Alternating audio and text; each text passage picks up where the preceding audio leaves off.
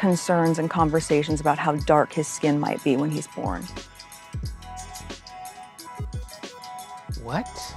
Meghan Markle was reportedly in London when the former Queen of England passed away. However, most recent reports state that she was actually disinvited from Elizabeth's bedside in her final few hours. I'm your host Michaela, let's jump right in. Meghan Markle, Duchess of Sussex, is an American member of the British royal family and a former actress, due to her marriage to the Duke of Sussex, Prince Harry. While she was active as an actress, her most notable portrayal is linked to her starring role in Suits as Rachel Zane. Aside from small screen works, Meghan also works as a blogger and once served as an editor-in-chief for the lifestyle brand The TIG before discontinuing in April 2017. Meghan was appointed as a World Vision Canada Global Ambassador in 2016 and has worked as a direct advocate for gender equality and the empowerment of women alongside the United Nations entity. She made her marriage to Prince Harry official in a lavish 2018 ceremony guested by numerous celebrities around the world. Following their wedding, Meghan was titled Duchess of Sussex as part of the royals. However, in 2020, the couple stepped down as senior members and relocated to California. Born Rachel Meghan Markle on August 4th,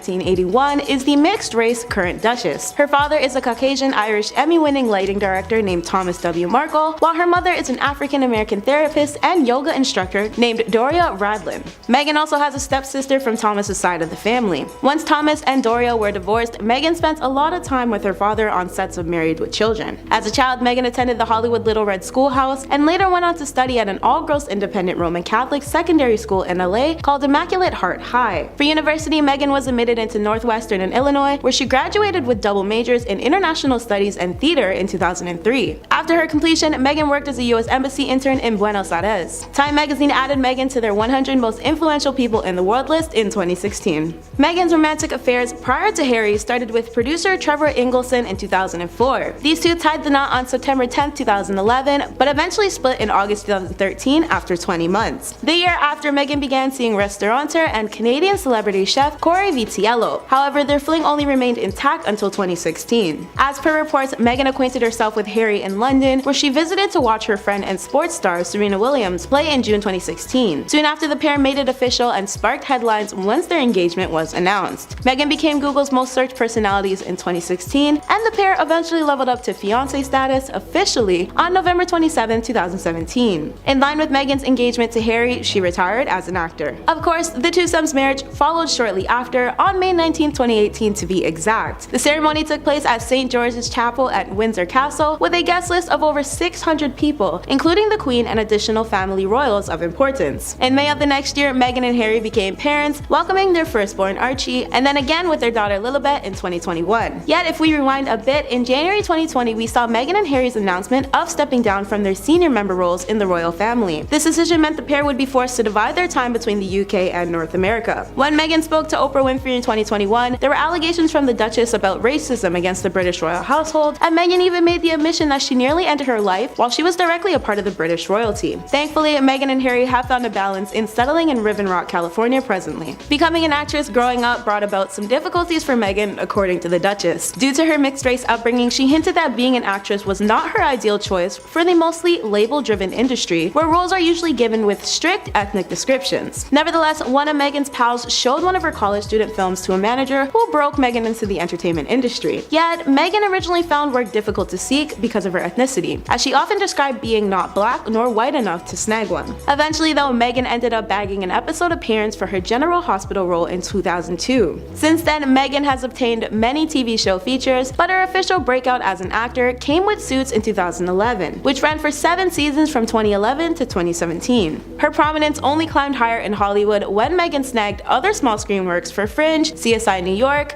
Cuts, Deal or No Deal, 90210, Without a Trace, Knight Rider, and CSI Miami. Her most successful big screen roles were for the 2010 film Remember Me and the 2011 movie Horrible Bosses. If you're enjoying today's WATN, help our channel grow by subscribing. Now, let's discuss where Meghan actually was when the Queen passed and how it relates to what we currently know. As per reports, Meghan's absence wasn't a mistake, especially after finding out that Prince Harry arrived by himself when he went to visit his late grandmother. Apparently, Meghan was not invited to be by her side, and even more, royal expert Katie Nicholl detailed that the Duchess understood she was not included when Harry was informed that Elizabeth was on her deathbed, equating to why he was solo for the trip and visit. This hasn't stopped speculations, however. Some assume Meghan bowed out of respect for her husband, but other sources are concluding that this decision was made by higher powers in the royal family family, and Meghan had no say in it. Regardless though, expert Katie also explained that Meghan had agreed to visit the castle at another point in time, as she was already stationed in London for work-related matters and a since-cancelled event prior to the late Queen's death. Like Meghan, Kate Middleton was not in the company of Prince William in Scotland, but she and William clarified that it was because she had to stay back with their 3 children at Windsor Castle. Still, now there are talks about Meghan possibly not being present for the funeral. Previous British public affairs official Shannon Felton Spence had broken down that the Duke and Duchess were already traveling before the monarchy lost their ruler. But Meghan could very well return to California before the service to be with her 2 children as well. Shannon has stated on this topic, Harry will likely stay in the UK until the funeral. I can't imagine Meghan won't attend, but again, from a human perspective, Meghan was expecting to leave the kids for 6 days, not weeks, so may not be possible for her to stay the whole time. In a better turn of events though, both Harry and Meghan joined the remainder of the royal family in attendance to greet Elizabeth's coffin on Tuesday at Buckingham Palace. Before her passing, Elizabeth was publicly spotted that same day, appointing the UK's newest Prime Minister, Liz Truss. By the afternoon, the minister had tweeted a response to the palace's statement regarding the Queen's health with, "The whole country will be deeply concerned by the news from Buckingham Palace this lunchtime. My thoughts and the thoughts of people across our United Kingdom are with Her Majesty the Queen and her family at this time." As Elizabeth's body arrived in Scotland, the Sussex were in attendance with William, Kate, King Charles III, and freshly appointed Queen Consort Camilla. This marked the couple's first time publicly appearing with William and Kate since March 2020, when pictures of them together were taken for that year's Commonwealth Day. Rumors that Meghan's absence in Scotland was originally due to Kate's decision to stay arose from their heavily publicized sighting. But a Page 6 insider dished that William had given the extended invite to his estranged brother and his wife. A royal source expressed their gratefulness for both parties being able to set their differences aside for the sake of the former queen. While there, the royal group viewed the floral tributes and stopped to thank the public in attendance for their support. Meghan herself was quite the social butterfly here, as she chatted with many people, asking them their names and even agreeing to a requested hug from one. And yet, her positivity was dulled by one particular occurrence during the occasion. When she was given a bouquet of flowers by the crowd, one aide attempted to grab them from her to lay at the memorial, but Meghan politely declined by thanking them and requesting to take them over herself. However, there was another senior aide who followed Meghan around when she received additional flowers. This one insisted on taking them, and Meghan ended up obliging. A Twitter user sparked commotion on the app when they posted both interactions on their account with the caption, "The big guns had to step in when Meghan refused to let go of the flowers the first aide tried to take from her, as she herself wanted to walk them over to the other tributes." Naturally, fans on Twitter were pretty divided over the situation. Some pointed out the fact that it was potentially protocol that the royals immediately hand off the flower to the aides, while others described Meghan's gesture as sweet, among other things. In other news, following Elizabeth's death, the former Prince Charles has become king, and his wife Camilla is now the Queen Consort. William and Kate now hold the titles of Duke and Duchess of Cornwall and Cambridge, with future possibilities of becoming the Prince and Princess of Wales. And little Archie and Lilibet from parents Meghan and Harry have now been deemed Prince and Princess because of their grandfather's ascension to the throne. However, Meghan and Harry will most likely not receive any new additions to their current titles. This could be due to their non-use of HRH designations when they step back as senior royals. They still do hold onto their Duke and Duchess titles though, but their kids are technically now a Prince and Princess regardless. Due to the 1971 changes King George V created from their original traditions of automatic rights with the ascension of a new monarch, the updated protocols in place established that the children and grandchildren granted by the sovereign are automatically entitled to either the Royal Highness or Prince and Princess titles. When Archie and Lilibet were born, they were only the great-grandchildren of a sovereign, which means they had no royal titles. Still, there is a possibility that King Charles can revoke the newfound titles of his grandchildren during his ruling. When Meghan had spoken with Oprah, as aforementioned, she explained that the royal family had spoken about adjusting the rules in order to keep Archie from adopting his princely title. In addition to this, Meghan admitted that while she was pregnant with Archie, it was the family's decision not to grant him his HRH and Prince positions, which had direct connections to the concerning decision of how quote dark the baby's skin would be at the time. There's also the additional possibility that Archie's parents will choose not to grant the newest titles to Archie and their daughter Lilibet, just like other royals Princess Anne and Prince Edward have previously done with their own children. Prince William just upgraded as a member of the royal family by becoming the newest heir to the throne. This latest successor will now be in line to take over as king right after Charles. I'm your host Michaela, let's jump right in. Currently the Duke of Cambridge, Prince William is the eldest son of King Charles. William is next in line of succession for the throne following his father's ascension. In his earlier days, William was heavily involved in philanthropy and spent his gap years completing humanitarian work in African countries and Chile. William dreamed of being an army officer originally and even underwent training to make it happen, successfully completing his course at the Sandhurst Royal Military Academy and later commissioned as a second lieutenant. William's interest in the Royal Air Force had him serving as a flight lieutenant for his country, and he briefly went through intensive training to take on his full-time duties of being an air ambulance pilot for the Eastern Anglian Air Ambulance. William was later appointed as Counselor of State. William is an avid philanthropist whose involvement has been tied to numerous organizations providing healthcare, food, and safety for those who have less privilege. Prior to his marriage to Catherine Middleton, William was honored as the Duke of Cambridge, Earl of Strathern, and Baron Carrickfergus. William was born in London on June 21st, 1982 to his parents Charles and the late Princess Diana. He had the loving nickname of Wombat as a kid from his parents, which William supposedly despised. When the divorce of his parents was active in 1996, William was severely affected, especially since his mother tragically passed away only a year after. His name was splashed across headlines for every single occurrence in the kingdom, and William loathed the media attention. Eventually, the media caught on to this and stopped reporting him. However, during the harder days, this did not stop young William from excelling in sports and deemed swimming as his favorite hobby. Outside of his pastimes, William dedicated a lot of his time to studying,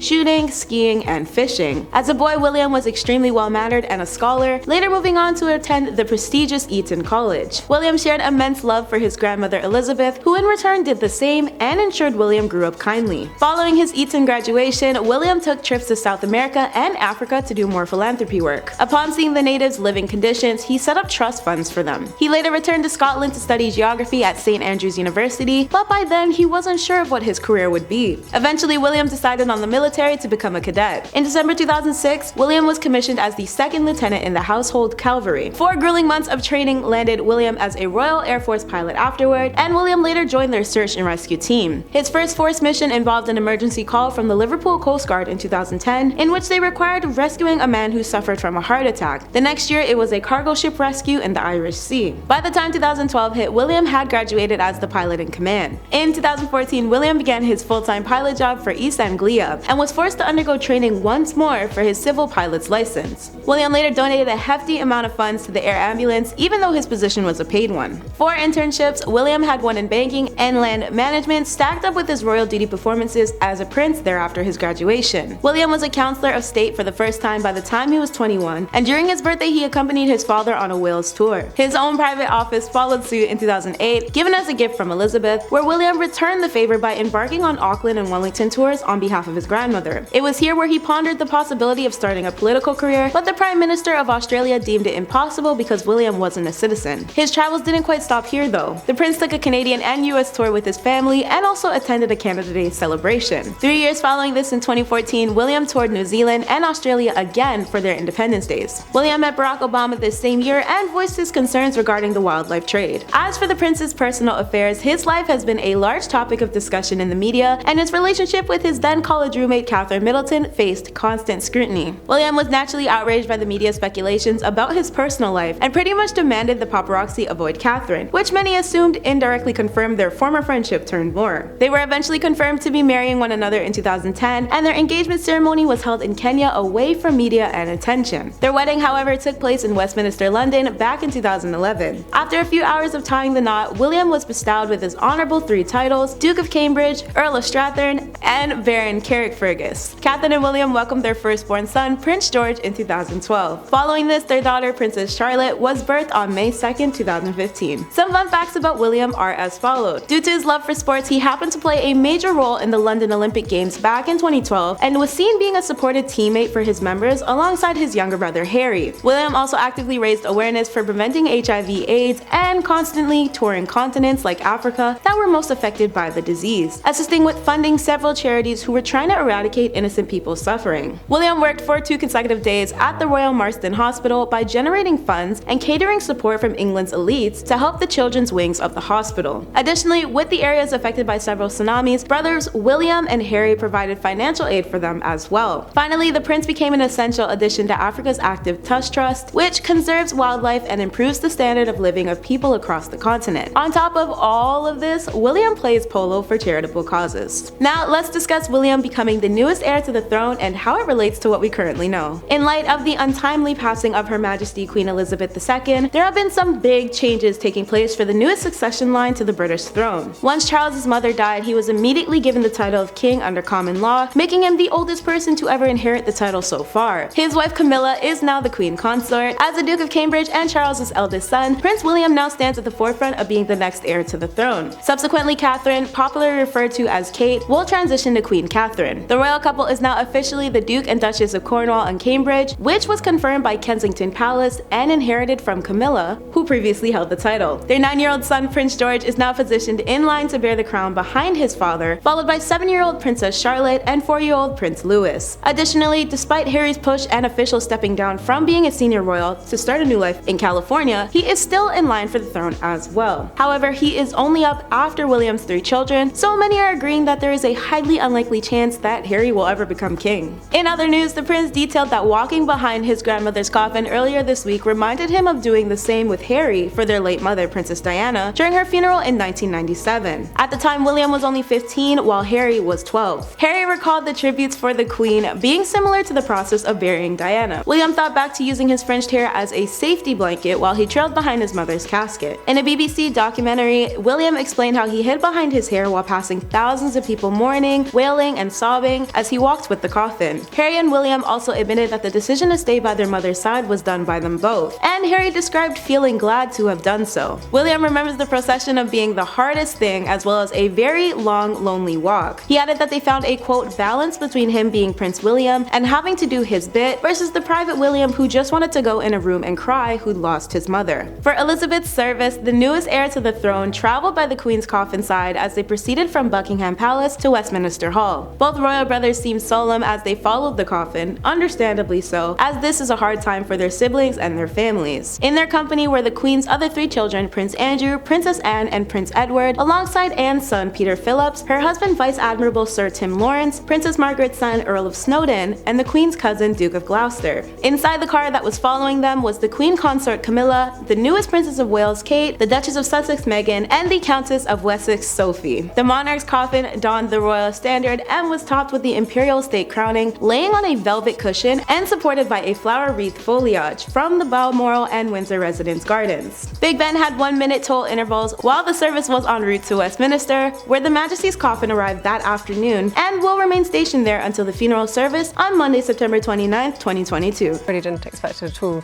I thought he might have sort of maybe thought about it, but no. It was a total shock when it came and very excited.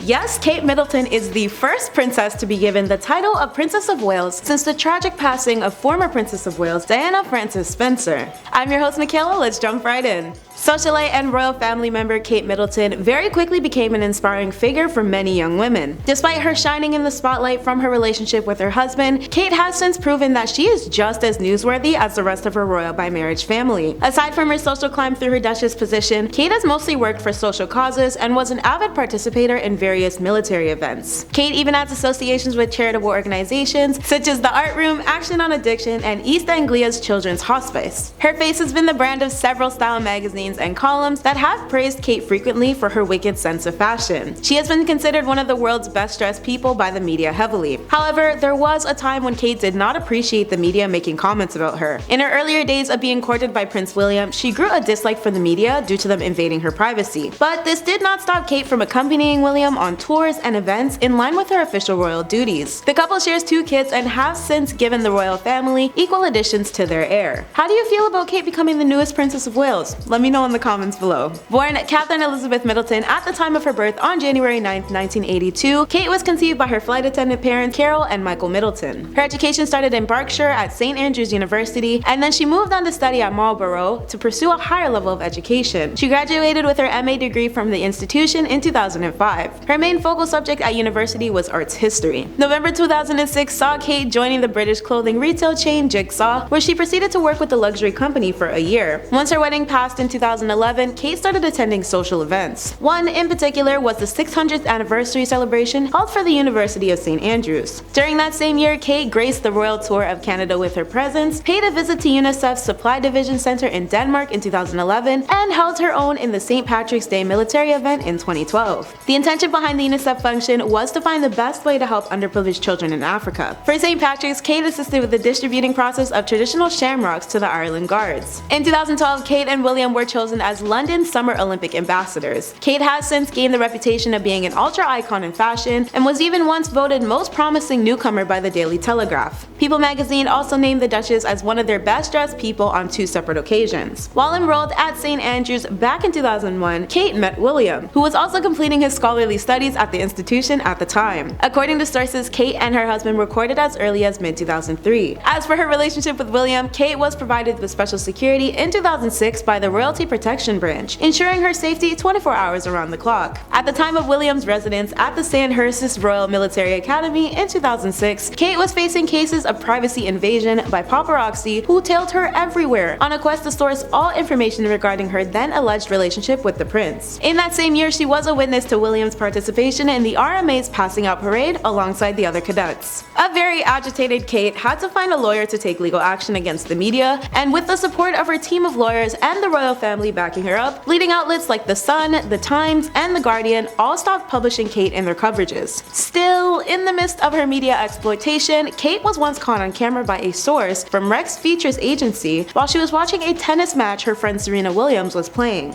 In the end though, the enterprise had to pay Kate 10,000 euros in compensation on the grounds of privacy invasion. There was also a brief period where she and William faced separation, apparently around the time of a private Switzerland vacation in 2007. The couple's distance while seated away from one another at the concert for Diana Wembley Stadium event in London was very obvious. But Kate was sure to be part of the wedding for William's cousin Peter Phillips in 2008. The soon-to-be princess was also in attendance for the marital celebration of Lady Rose Windsor as well, and she and William eventually patched up their issues and privately engaged in Kenya in October 2010. The announcement of this came from the royal family in November of that year. Kate and William took a visit to the US in May 2011 and received the opportunity to meet Barack Obama and former First Lady Michelle. According to reports, this was one of Kate's first official assignments that required her participation post-wedding. With the help of William, Kate initiated the bid for the Foundation of Prince William and Prince Harry to raise funds and gifts for the charity in 2011. The following winter, Kate was pregnant with their first child, and then in 2013, a healthy newborn George was brought into our world. Now, let's discuss Kate receiving her title after the late Princess Diana and how it relates to what we currently know. In the newest timeline for the UK, Prince William is officially the Prince of Wales, and so naturally, his wife received a major title upgrade of her own. Her new position in the royal family is Princess of Wales, once belonging to Prince Diana herself. However, this does not mean William has given up his Duke of Cambridge title. Instead, he now doubles as a Duke and a Prince. Same for Kate, as she is a Princess and Duchess of Cambridge and Cornwall. Only a few hours after the public announcement of the Queen's passing, the couple had updated their social media pages to reflect their recent titles. For their children, the Prince and Princess should not experience much change as of yet. In the far future though, Princess Charlotte may very well become a Princess Royal, as this title is typically granted to the monarch's eldest daughter. So long as Anne, her great aunt, is no longer alive to run the kingdom at that time, Charlotte will take over. And then eventually, as William ascends his place on the throne, he has the option to make Charlotte Princess Royal. With William eventually becoming a monarch, George will also take his place as Prince of Wales, and so forth. If you're wondering when these official positions were announced, Charles addressed this in his first formal pre-recorded statement from Buckingham Palace as the man on top. Quote, "Today I am proud to create him Prince of Wales, the country whose title I have been so greatly privileged to bear during so much of my life and duty. With Catherine beside him, our new Prince and Princess of Wales will continue to inspire and lead our national conversations, helping to bring the marginal to the center ground where vital help can be given." According to a royal source, Kate and William are currently focusing on deepening the trust and respect that the people of Wales carry with time as their new princess and prince, humbly and modestly. They hope for this approach to continue to show their appreciation for the history associated with the rules, but still desire to forge their own paths. However, their given titles weren't actually hereditary. Charles adopted the name for William and Kate, as the official website stated that the title becomes merged in the crown and is renewed only at the sovereign's pleasure. As for some history on the original title bearers of the Prince and Princess of Wales, the Queen named then 9-year-old Charles the Prince in July 1958, and Charles was the 21st person to obtain the royal position. Diana adopted the title of Princess when they wed on July 29, 29, 1981. However, as many people know today, the pair divorced on August 28, 1996. Still, Diana was able to hold onto her title of Princess of Wales until her car incident death in Paris on August 31, 1997. Fast forwarding to April 29, 2011, Kate spoke about her admiration for Diana during an ITV News interview regarding their engagement in 2010. Quote, "I would love to have met her, and she's obviously an inspirational woman to look up to." More recently, Charles stepped forward to address the royal family's loss through their previous monarch, where he referred to Elizabeth as a cherished sovereign and a much-loved mother. He continued by saying, "I know her loss will be deeply felt throughout the country, the realms, and the Commonwealth, and by countless people around the world. During this period of mourning and change, my family and I will be comforted and sustained by our knowledge of the respect and deep affection in which the Queen was so widely held." Conclusively, with the former Queen no longer in the position to rule the kingdom, it is without a doubt that Kate will someday be honored with the title of Queen, as her ascension will most likely occur when William becomes king. However, she won't be a queen in the same sense, but rather a queen consort, as she was not born into royalty but married into it. And this is typically the title many royal wives by marriage have taken in the past, exactly as Camilla did with her title. Kate and William's first outing under their new titles was via their tribute viewing outside of Sandringham's residence, where they spoke with well-wishers congregated outside. And you can't look down to read the speech, you have to take the speech up. Because if you did, your neck would break, or it'd fall off. Yesterday on September 8th, 2022, it was announced that Queen Elizabeth II had passed away at the age of 96. She was the longest reigning monarch and she sat on the throne for 70 years. She was and remains a beloved figure in Britain, but with her passing, people have been looking at her life, her legacy, as well as that of her successor, and with the in-depth looks into the past, some secrets start to be revealed. Welcome back to Where Are They Now? I'm your host today, Olivia Kozlowski, and today we are going to be diving into the life of the Queen, as well as discussing some of the royal family secrets that are bubbling back up to the surface. Before we dive in though, guys, please hit that like button if you enjoy this video, it really does help us out. With that, let's dive right in. Queen Elizabeth II's life took a wild turn quite early on. When she was born, she was never meant to be the queen, but that all changed when her uncle, King Edward VIII, abdicated the crown because he wanted to marry outside of what his role would allow him. This meant that King George VI, Queen Elizabeth's father, was left as his successor. Queen Elizabeth was just 10 years old at this point, and her life was never going to be the same. Queen Elizabeth certainly never expected to take the throne at such a young age. In fact, it is said that she wasn't even aware of her father's declining health. When King George VI passed away in his sleep on February 5th, 1952, Queen Elizabeth and her husband, Prince Philip, were on a royal tour. This tour had them in the Treetops Hotel in Kenya when the news broke, which meant that Queen Elizabeth was one of the last people to know. This left Queen Elizabeth on the throne earlier than she had ever expected, which is an incredibly difficult task to live up to. No one has ever said that being a queen was an easy job. The Queen went on to have 4 children, and while 3 of them, Princess Anne, Prince Edward, and Prince Andrew, have all spoken highly of their mother, it ironically was the now King Charles III who, in his 1994 biography, lamented that it was essentially the nursery staff who taught him how to play, who witnessed his milestone moments, and who he feels sort of raised him. Aside from these difficult truths, it is also said that the Queen felt quite a bit of guilt over being called to serve her country, which meant that she wasn't able to be as active in raising her children as she would have been should she have not been the Queen. This goes hand in hand with tales of how frugal the Queen was. Apparently, while being worth millions, she's also said to have been on quite the cheap streak. There were even rumors that she refused to allocate any money toward kitchen supplies, which meant that the royal cooks were using pots and pans from the 1800s that still had Queen Victoria's stamp on them. While she was tight with her own budget, she is said to have indulged plenty in her children, perhaps as a way to mitigate her guilt over what we just discussed. A former cleric even said to the Telegraph that, quote, in her own financial matters, she was tight, but she's been very extravagant with her children. She's indulged them terribly.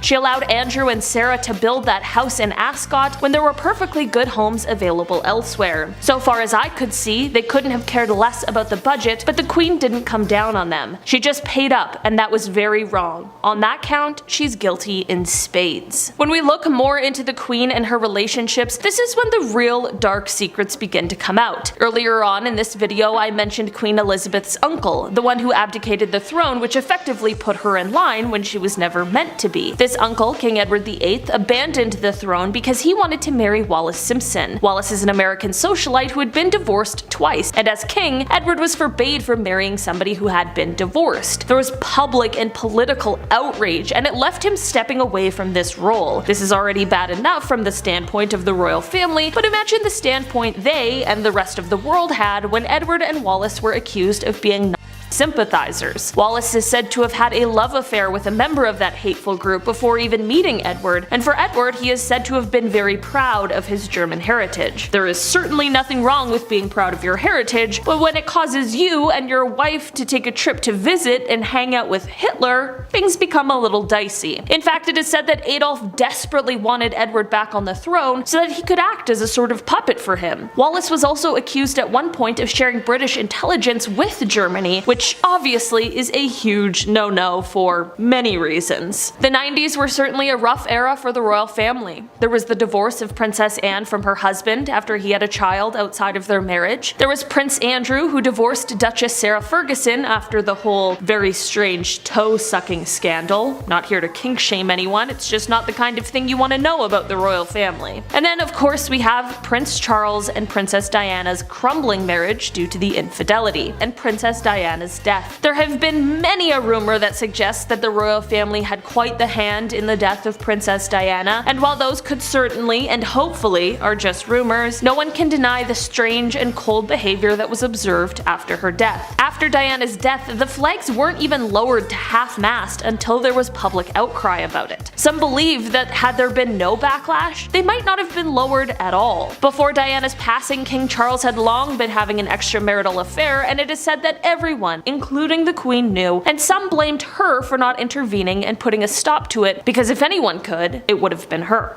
It's also worth noting that while of course the monarchy is all about family ties, the proper royal chain was shattered long before Queen Elizabeth's uncle abdicated. Back in 2012, 10 years ago, the remains of King Richard III were discovered. This was 500 years after his death, and they were able to do some DNA testing. This testing confirmed that they could not link the remains to any paternal relatives. This means that at some point down the line, someone was having an affair and a quote-unquote illegitimate heir was placed in power. This basically suggests that those in power now are only in that position because of a past, well-hidden secret. While many people in Britain are grieving the loss of their queen, and those sympathies can certainly be felt worldwide, there are also people who are grieving for very different reasons. For others, the death of the queen revived these sort of memories and wounds of the region's colonial past, and it reminded people of the monarchy's role in the slave trade. It's not necessarily the queen that people didn't like, although that does exist too, but it's more about the monarchy and what it stands for and the dark histories and the roles that the royal family has played in historic atrocities. Queen Elizabeth I played a key role in the development of the Atlantic slave trade. Queen Victoria's rule saw the engineering of the potato famine that killed 1 million Irish people. Charles II and those around him actively condoned and encouraged not only the harassment and displacement, but also the massacre of Indigenous Americans. This is just a drop in the bucket of an extremely troubled past. One of the major points that people who don't support the Queen had was how her banking empire supports the continued pillaging of Africa, which comes to a total of about $41 billion a year through secrecy jurisdictions. I'm not saying that anyone is perfect, but I am saying that there are plenty of people out there who have a right and a pretty good reason to not want to support the monarchy or the Queen. People are certainly worried for the future of the monarchy, and I can understand why. When Queen Elizabeth II came into her role, the UK held more than 70 overseas territories as part of the empire, but now that number has dwindled to just 14. The monarchy held a lot more power in the beginning of her reign than it does now, and it is no secret that the Queen was looked on a lot more favorably than the new king. King Charles has had his fair share of scandals, and in our technological world full of news that can travel fast, these scandals might only cause there to be less support for the monarchy. It is possible that the tides will change, but only time will tell. At the end of the day, Queen Elizabeth II had a long reign. She was adored by many, and I know those who loved her are mourning. But it was about getting the experience and going to the right places and following on and keeping your eyes and ears open.